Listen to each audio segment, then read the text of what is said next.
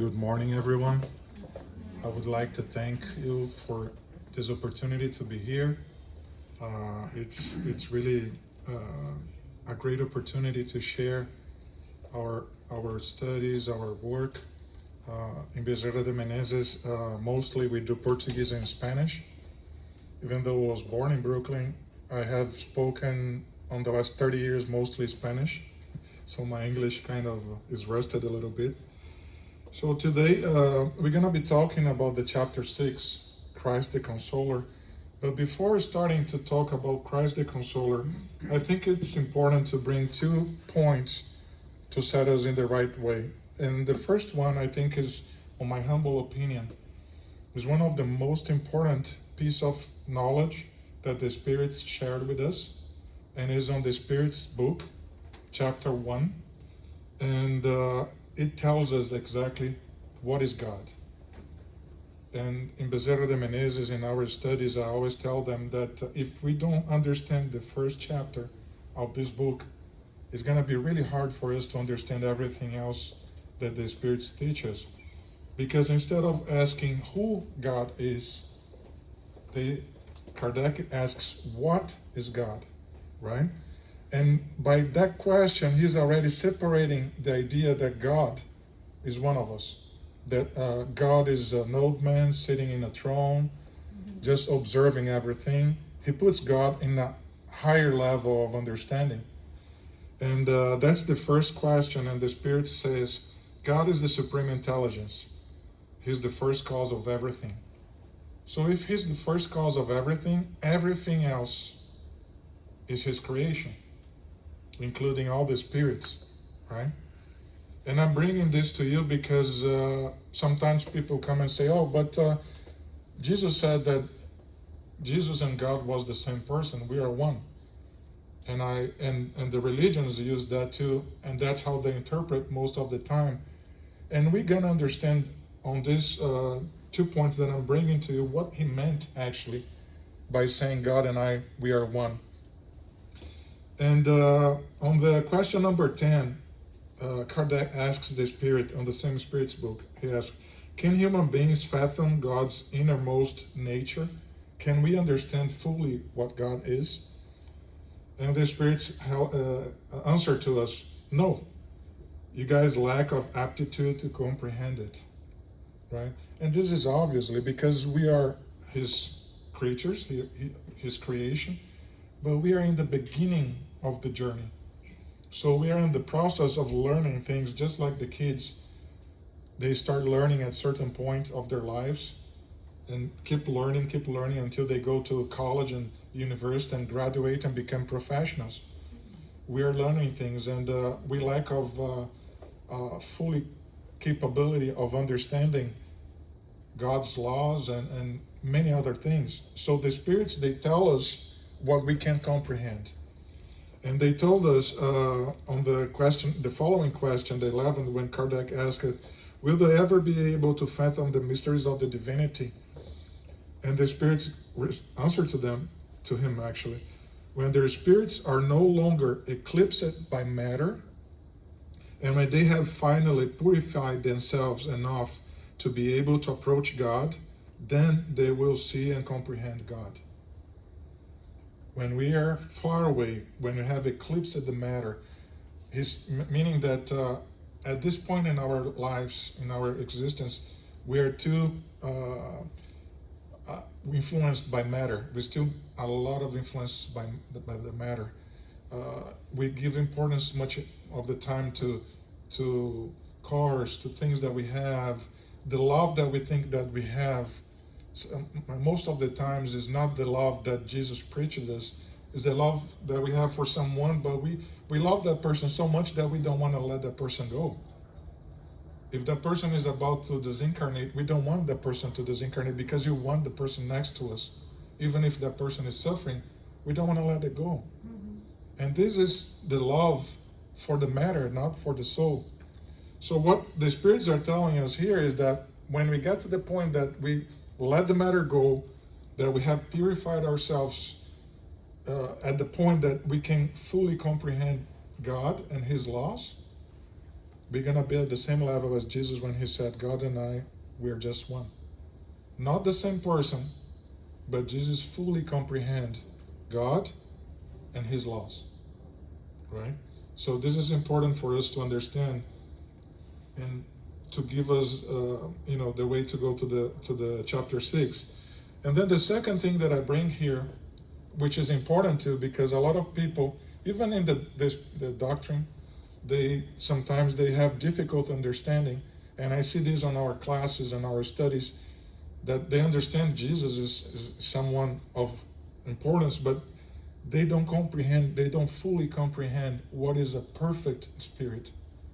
A spirit that has achieved the perfection relative to God, obviously, but has achieved the perfection. So then I bring to you guys from Emmanuel, it's called On the Way to the Light, or Caminho da Luz, on the first chapter, called The Community of Pure Spirits, and I have to read it because I know it in Spanish and Portuguese, but in English it's different. It says this: the traditions of the spiritual world say that in the direction of all phenomena of our system, there is a community of pure spirits elected by the Supreme Lord of the universe. There are a community of perfect, pure spirits. Christs, we call them Christ. So Jesus Christ. Christ is not his last name.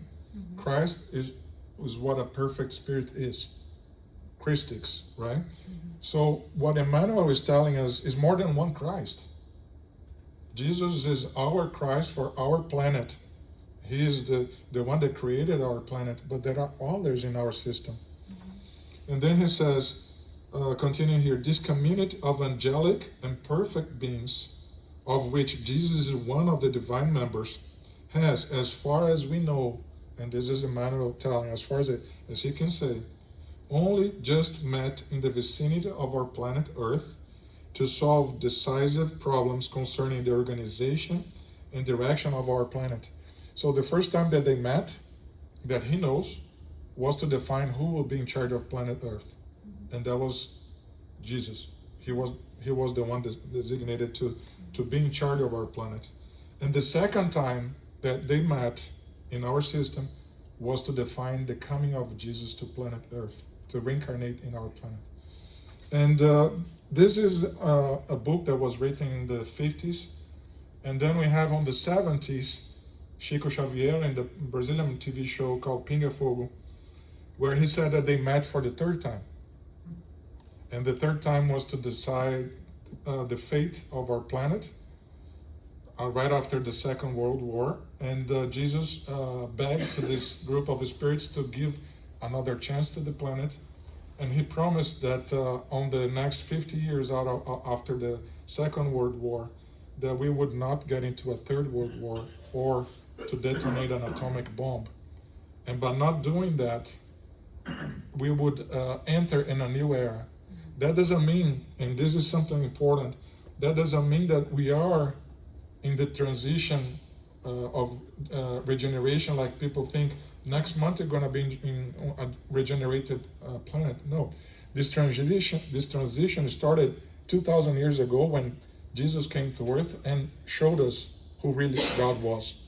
At that point that he brought us the understanding of multiple lives, that a perfect God, that God full of love, everything that we didn't know up to that point, we started moving towards this transition. And this transition will take a little time, because for us to be in a regenerated world, the good has to supersede the evil. And if we look around our planet today, it's kind of hard to imagine how long it's going to take, but Jesus is in the control. There is a plan. God plans everything. So it might take longer for us if we look on our point of view of materiality. But as spirits, I believe that 3 or 4 more reincarnations and we're going to see a much better planet that we have now. We're going to be able to see the good on the people superseding all the evil that we see in the planet today. So I wanted to bring these 2 points, because for us to talk about Christ the Consoler, we need first to understand who God is, right? Or what God is. according to Kardec and the spirits. So we already know that God is the creator and everybody is his creation. So Jesus is just one brother, is our brother. He started the same way we did, like a blank page in a book. He had no knowledge, nothing. But he progressed. And to place us in understanding of time, 4.5 billion years ago, when the planet was being constructed, he was already a perfect spirit. So that gives us an understanding of how far back this spirit started comparing to us. We are children, and he's already master degree, PhD, right? So it's important for us to understand that, because now we can talk about why Christ is the consoler, and understanding that he came to us because he is responsible for our planet. He is a perfect spirit that understands fully God and his laws. So he came, he didn't need to, but he came to us to divide our time in before and after him, giving us the Gospels that is our north, is the knowledge that makes our lives easier, our easy yoke, right? And in moments of doubt, if, like our sister said, if you open the Gospel and you read just one point, that will make a difference in your lives. Because I don't know about you guys, but every time you open the Gospel, it seemed like it was open for me. That I was expecting to listen exactly what the Gospel was telling, like it was for me. But it's not that was for you, is that it complements us as a spirit. Because it's the thoughts, it's the teaching of Jesus. Like he said, nobody goes to God if not through me. But not through him person. Not through him like a body, someone that's going to hold our hands. It's through his teachings and the examples that he left to us that will reach God faster. Because we are all going in that direction. No doubt about it. We are all going to be Christ is one day. But it's going to depend on our efforts, how long it's going to take for us for reaching that point. So I bring to you this, it's Matthew 11, chapter 11, verses 28 to 30, the easy yoke. And it says, "Come unto me, all of you who suffer and who are overburdened, and I will comfort you. Take my yoke upon you and learn from me, that I am gentle and humble of heart, and you will find rest for your souls, for my yoke is easy and my burden is light." So Jesus is telling us that with him, all our sufferings are lighter than they should be, right? But he's not telling us that he's going to pardon us. He's not telling that, oh, walk with me and all your sins are forgiven. No. He's just saying that it's going to be lighter. We're going to talk about this today. But we have to understand that our actions have repercussions through the law.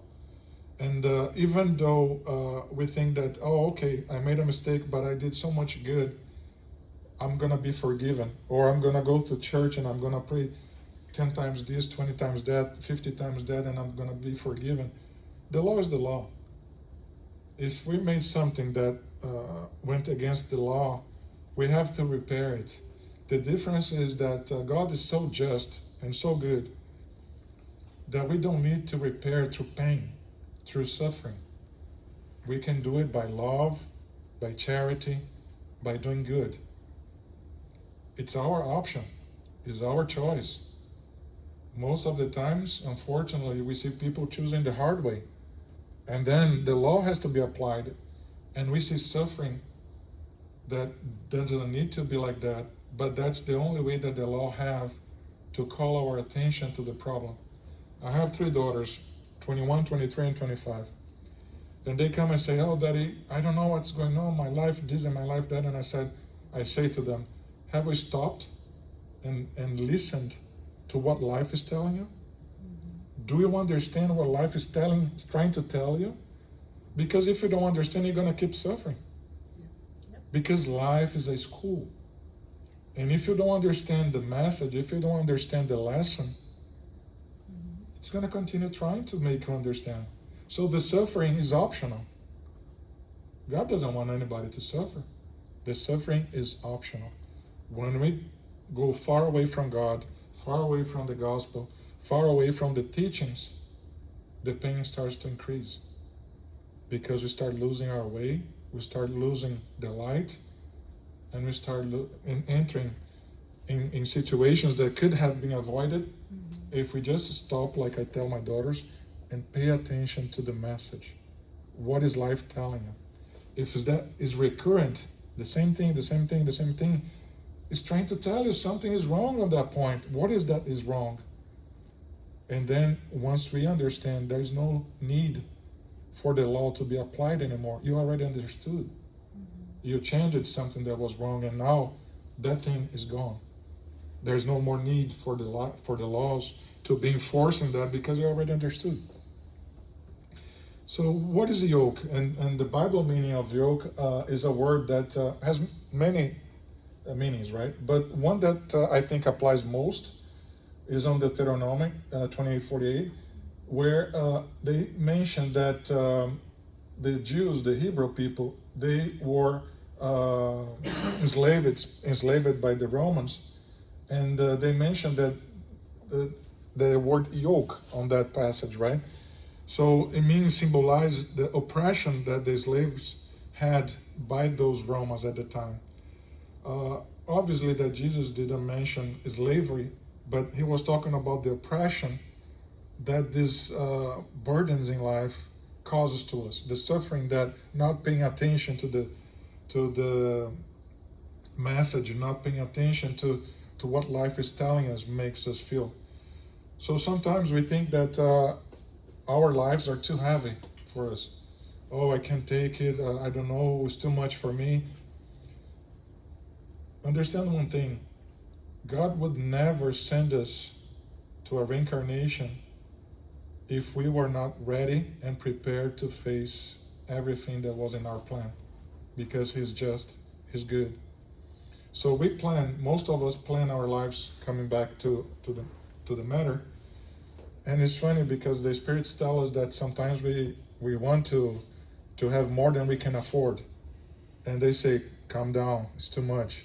Let's kind of balance this thing here, because we don't want you to get there and not be able to deal with the thing. So they talk to us, they help us to make a plan that is achievable. So every single one that reincarnates has an achievable point, an achievable plan.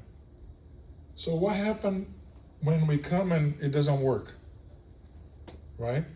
That's the part that our free will starts to make a difference. Because we plan, we have the right family in the right place, the right conditions in the right world, everything is the right thing. But then we come and we start feeling the pressure of the feelings, the money, the position, and this and that. And because we are spirits that have previous lives, we have in our conscience the habits and things that we brought from other lives, that if we don't pay attention to those details and we are exposed to things in life, we end up giving up to matter instead of spirit. So just to give an idea, an example, and I apologize, I'm still on the second slide, and people who knows me know that I speak a lot, but I know that we have a time here. A spirit that had difficulties with alcohol in a previous life, and he returns to the spiritual world, and he goes to lectures, he studies, he prepares himself to the point that he says, I'm ready to face another life.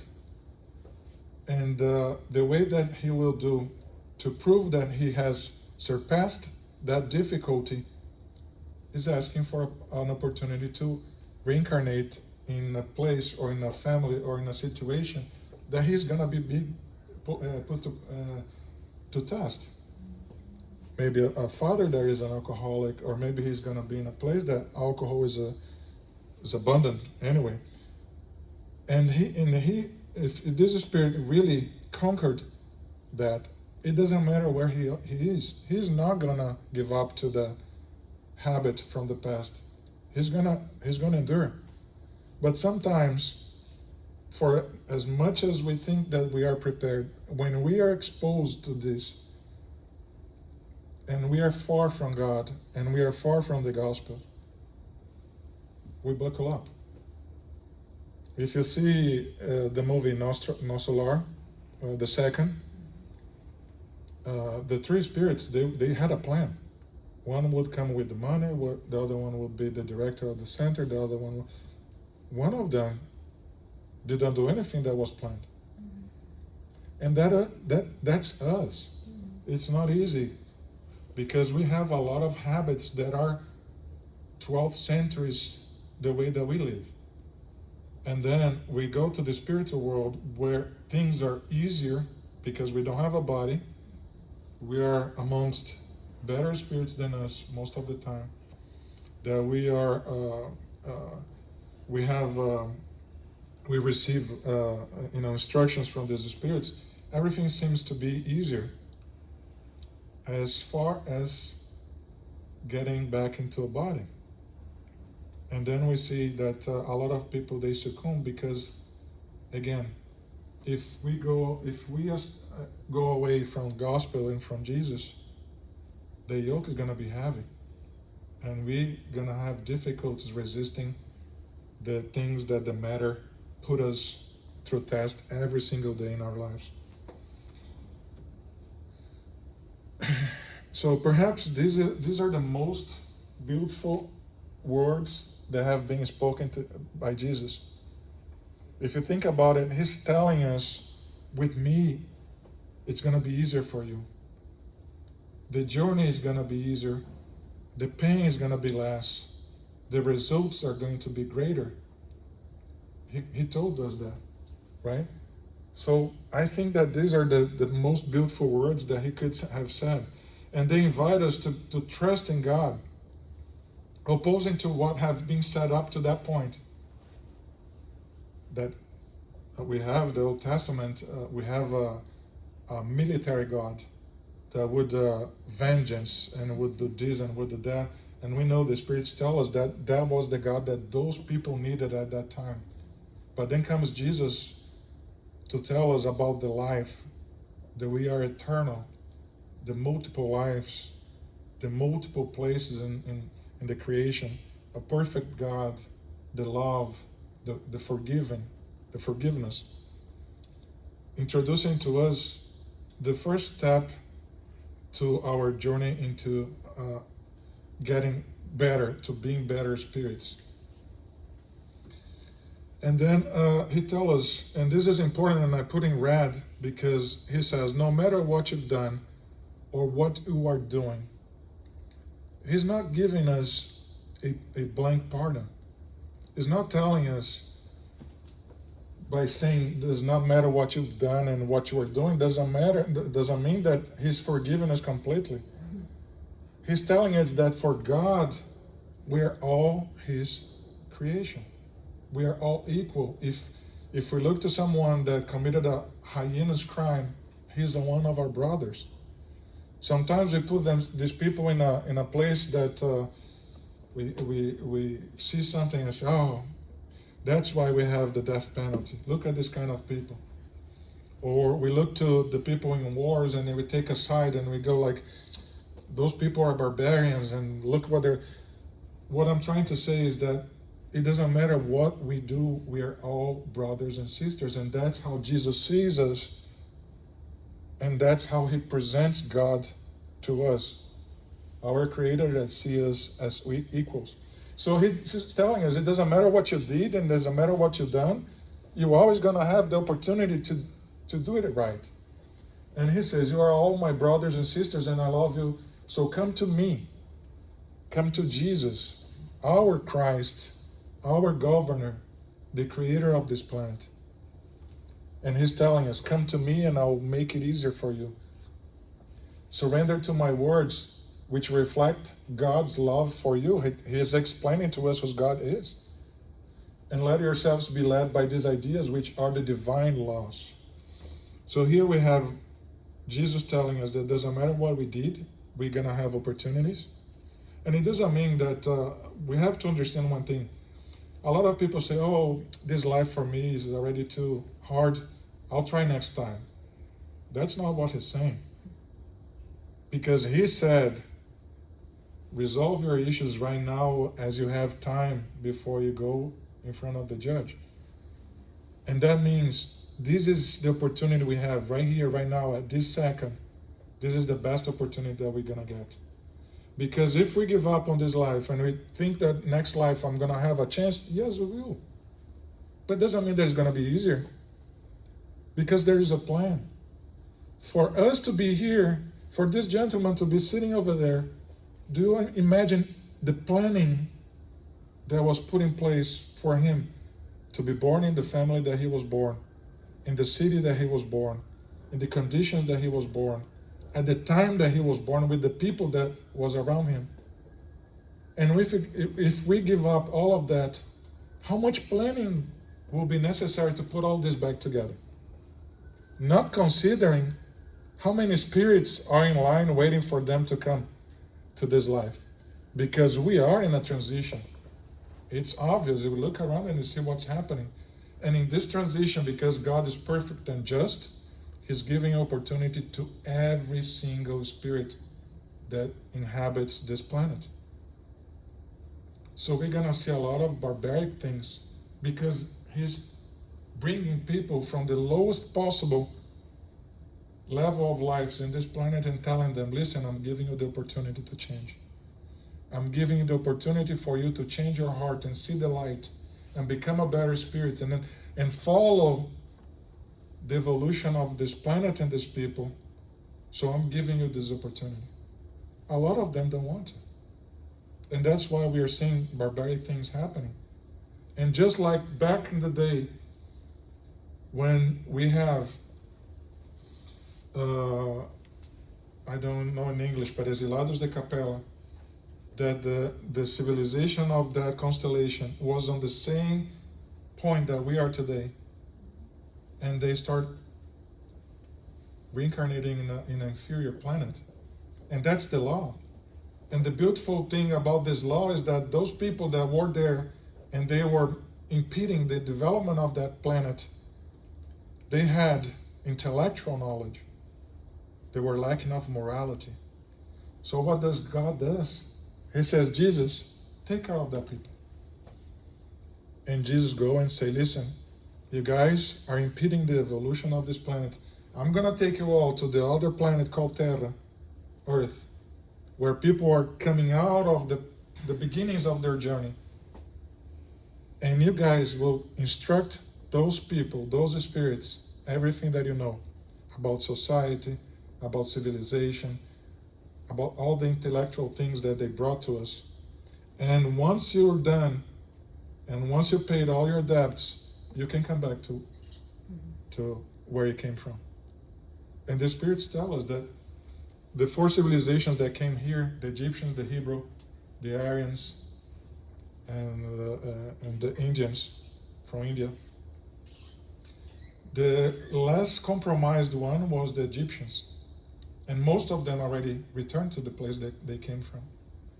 The other ones we can imagine, because if you look to India, because of the castes, because the way that they live, they still don't understand the reason they were brought here. The Hebrews, although they were elected because they were monotheist at the time, they fully understood everything.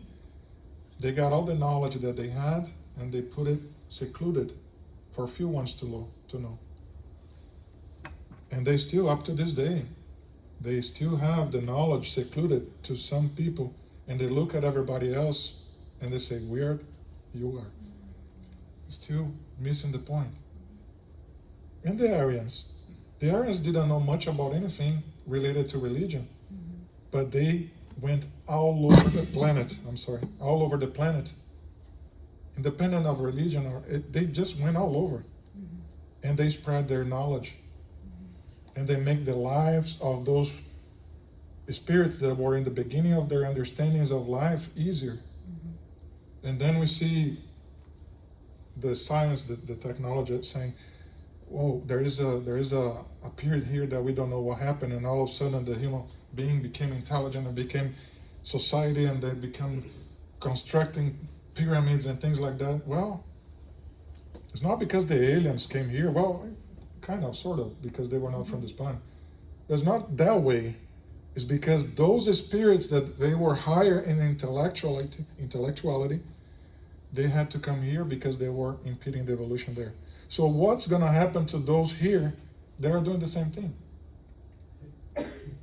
They're going to be taken to another planet where they're going to be the ones leading those spirits that are still on the beginning of their journey to a better understanding, to a better life. Because otherwise it would take thousands and thousands and thousands of years to ourselves to develop ourselves on our own.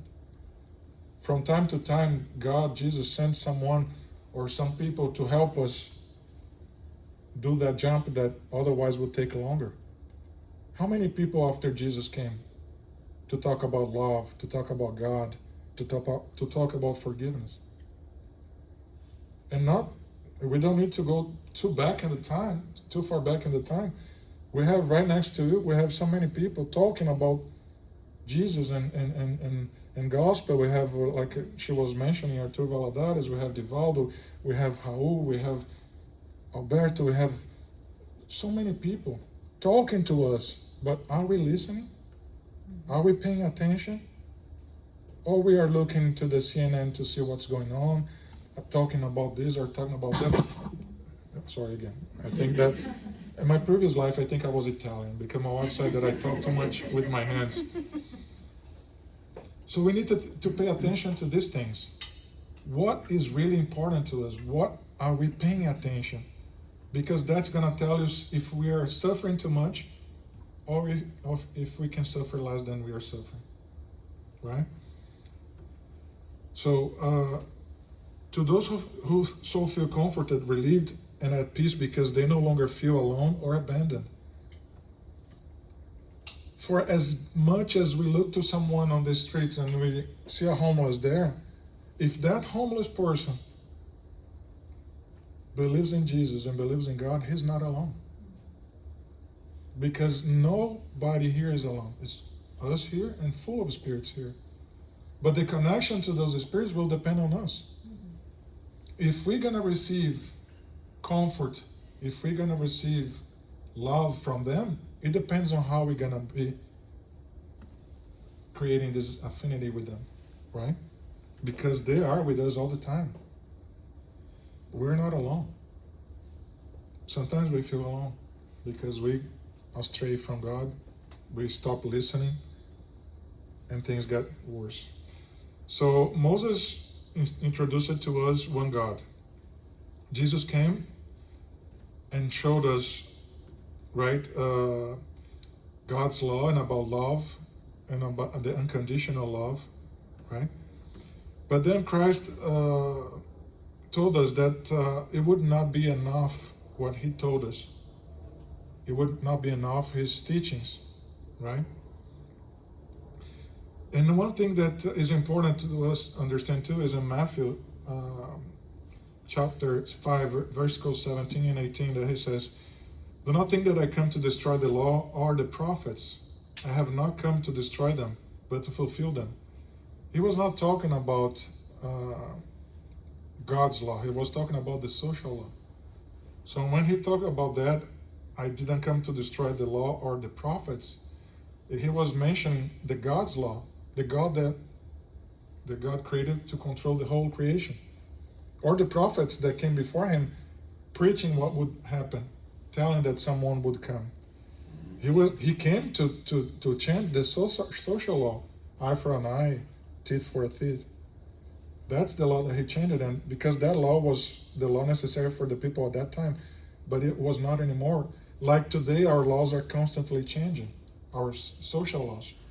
They are adapting to a new reality. So sometimes we don't want things the way that it used to be. Well, I tell you, not long ago in the Middle Ages, church believed that the women didn't have a soul. And now we have a fight, and unfortunately is a fight to make understandable that we are all the same rights, the same capacity, the same conditions for all of us, right? So these are the social laws that have to change according to our evolution, moral evolution. But the God's law don't change. They are perfect from the beginning, from the creation. They will never change. They apply everywhere in the creation. So only in Jesus and his merciful doctrine will humanity find relief for its pain. It's no use attending a religious temple if we do not reform ourselves. And let me just look here because I think the time is almost gone, right? So at the time of Jesus, he mentioned it many times, right? It's not going to a temple, it's not going to a church, is not attending something that is gonna make us better or not. Is our effort to change ourselves. So back at the time of Jesus, everybody at that time used to make those sacrifices and those offers, and that's still the way that most of the people do in this planet. They think that by going on Sunday to church and attending the sermon, everything is good.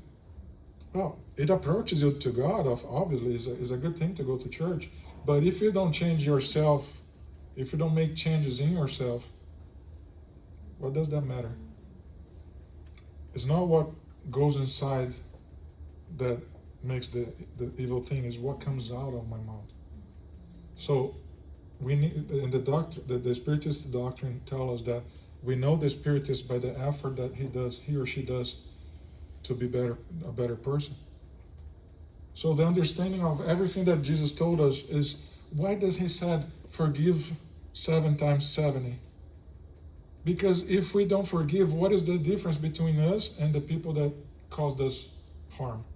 If I cannot forgive them. But then when I do something, I expect it to be forgiven. And worse than that, if I don't forgive, I'm connected to that person. And the law will be applied. And I'll have to reincarnate with that person next to me until the day that we resolve our issues. So isn't it smarter to forgive now and to continue living and let that person answer for whatever that person did, than I build in my heart this anguish, this hate, this feeling of retribution that makes me worse, equal or worse than the other person? So everything that Jesus told us, if we stop and think, it makes a lot of sense when we understand all of this, when we understand who's God, his laws, that we are spirits, that we are eternal, that we have multiple lives, right? So Jesus gives us the way, and it's his gospel. The gospel has everything we need to receive the comfort that we need. And then we have the advent of the spiritism. I'm going to run a little bit here because I don't want to blow up, because you guys have the class after at 12, right? No, you don't have the class today? Don't tell me that, because then I'm going to blow up. Regardless, we need to end it. Exactly. So he tells us that only love through the practice of good is capable of leading us to supreme happiness. It's not about I'm not doing anything bad to anybody. Because if you don't do good, you do evil. How come? If I don't do good, I do evil? Because evil is the absence of good. God didn't create evil. It's the absence of good. If you see something that is not good and you bring good things there, you annihilate. You remove the evil thing from there, because light supersedes dark. So by not doing anything, I'm not doing good. So I'm doing evil because I'm not helping, I'm not adding, I'm not constructing anything, right? So doing good, the practice of good, it doesn't matter if it's like coming to the center and doing an activity, or talking to someone. If someone at the end of this presentation comes to you and say, I would like to talk to you. Anything that we can do to make our brothers and sisters' life better is good. And by doing so, we are doing for us ourselves. We are helping ourselves in the first place. So let me just go to the promised consoler. So in the item number 3, and we have that passage that John brings to us in the chapter 14. And he says, if you love me, keep my commandments. And I will pray to my Father, and he will send you another consoler. Another consoler. Because Jesus was already the consoler, right? That he may remain with you forever. And we stop and say, how can the consoler stay with us forever? Because it's not a person. The consoler is the spiritist. It's not one, it's many. So it's not about one person bringing the news and then disincarnating, and we lost Chico Javier, we lost this, and no, it's going to be always with us, because it doesn't matter where we are, it doesn't matter how we are, the spirits will be always talking to us. And if you shut the center, another one opens. And if you burn all the books, they will dictate another books. We will never going to get rid of them, because they are not in the material world. They are everywhere. All the languages, every planet, every country, through many, many mediums. So the Spirit of Truth, whom the world cannot receive because it does not see him and does not know him at all. So we don't know, and up to this day we don't know who is the Spirit of Truth. People say, oh, it's Jesus. Sometimes it seems by the way that they mention, but sometimes it's clear that it's not, because he's working along Jesus. It doesn't matter. Does it really matter who signs the communication? Does it matter for us which spirit signed the psychography? Or it matters more the content, what the message is telling us, what is the message, where the message is directing us to. Because signatures doesn't mean anything. And that's why the spirits that have achieved a higher level of evolution, sometimes they don't even identify themselves. With few exceptions, like Dr. Bezerra de Menezes, most of the times, and I had the blessing to be in 2 meetings with them through the Federation and through Bezerra with Divaldo, and it's obvious that he's there, because as soon as Divaldo incorporates Dr. Bezerra de Menezes, the smell of ether permeates the whole room. The ether, the smell, hospital. And I had an opportunity, was not on the center, I think was more up to north. All the directors, I think it was like 20 years ago, Dr. Bezerra came and he gave us a message of union, a message of fraternity for the centers, and he left, and the smell disappeared. And then came Joana de Angelis, and the smell of roses all over the place. And at the end of the meeting, that Divaldo was presiding the meeting, he materialized the rose and put in a glass, and that rose was in the same state for more than 1 year. I remember that I went there and it was the same way that it was on the day one. It didn't degenerate. So these are the things that call our attention, because nowadays we say, oh, it would be so much easier if we had those phenomena, those materializations. People would believe. They wouldn't believe. Sometimes people see, but they don't see. Sometimes people listen, but they don't listen. You understand what I'm saying? So people at that time did not listen to Jesus. They didn't pay attention. They couldn't understand. So he said it will be necessary to send someone else. But I'm not going to send someone to reincarnate on earth. I'm going to send the spirits. And then he sends us the consoler, which is the spiritism. And the spiritism, just to move here faster. And the spiritism started in United States. It started in Hydesville in the 19th century with 3 young ladies called the Fox Sisters that they used to live in a house that they all of a sudden they started listening to knocks and they didn't know where it was coming from. And one of the sisters said, well, let's see if there's something behind it. And they created a method of communication. 2 knocks, yes. 1 knock, no. And they start asking questions and they start answering it. But you guys all know that it didn't go through because the United States had a heavy karma with the wars and everything that had happened here. So it was difficult for the spirits to find ground acceptance here. And at the same time, we had in Europe the light, right? The intelligence, the sciences, the culture that we all know on this 19th century happened. And then they moved it to France. And we all know the stories. It started with the tables floating in the air and things like that. And Kardec didn't believe on any of that. He was a man of science. So I don't believe that. This is not hysteria. But one of his friends that was a very reputable person said, you ought to come and see yourself. And he went there and he said, wait a minute. There has to be something here, magnetism, whatever it is, I have to study it because he was a man of science. And he figured it out there was intelligence behind those things. And then he understood that he had a mission. So the Spiritism as a consoler brings to us Spiritism science and Spiritism philosophy, right? Because Spiritism is composed of three pillars: religion, science, and philosophy. There's no truth without those 3 points. That's why the other religions lack of a better understanding of things, because either they are only religions or they are only philosophy. Sometimes they are only science.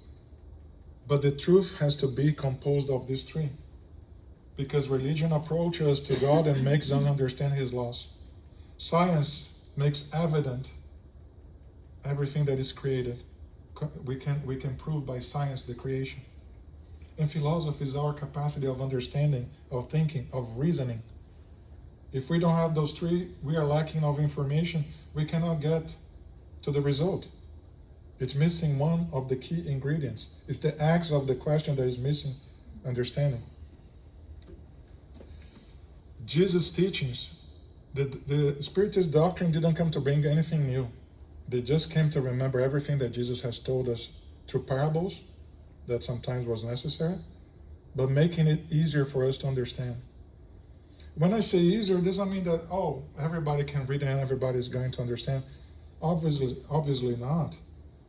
We will understand as we are ready to understand. And then, why do I say that? Because sometimes we have in our families the will and the desire that all our family will be spiritists like we are. And they're not. My 3 daughters, they were born in the center. Their whole lives, they went to the center. Ask me if they go to center now. No. And this is their free will. They can choose. They can do whatever they want. One day they will return because the pain is going to be hard. And they're going to go back to the only place that can provide answers. But what I'm saying is that everybody has their own time. And not the time that we think is our time, is the God's time. So don't try to force anybody to understand what you already understand, because maybe it's not their time. You can explain if they ask you. You can talk about it if they argue something. But it's not on our obligation to doctrine people, to bring people to the Spiritism by sheer of force. No. It's not going to work. And going to the end, Spiritism and personal transformation. The principal pillar of the Spiritism is our personal transformation.